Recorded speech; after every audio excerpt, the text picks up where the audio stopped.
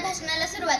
आजच्या कार्यक्रमाचे सन्माननीय अध्यक्ष, प्रमुख पाहुणे व येथे जमलेल्या माझ्या देशबांधवांनो, न नातलंगाचे आसन संसाराची कास होता फक्त स्वातंत्र्य प्राप्तीचा ध्यास, म्हणून तर त्यांनी हसत हसत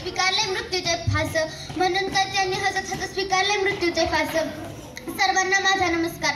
माझे नाव राजगौरी. सर्वप्रथम तुम्हा सर्वांना प्रजासत्ताक दिनाच्या खूप खूप शुभेच्छा. अनेकांनी केला सर्व सत्ताचा त्याग, दिले देशासाठी बलिदान. अनेकांनी केला सर्व सत्ताचा त्याग, दिले देशासाठी बलिदान.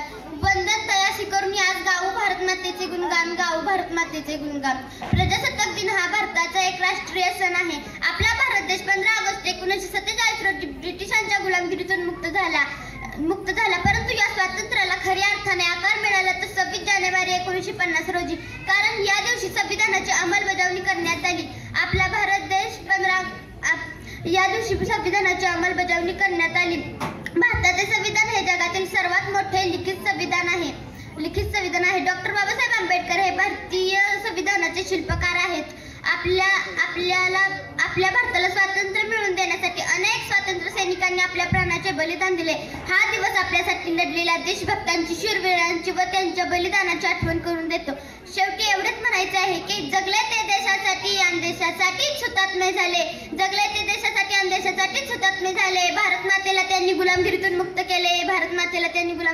केले. धन्यवाद. जय देश.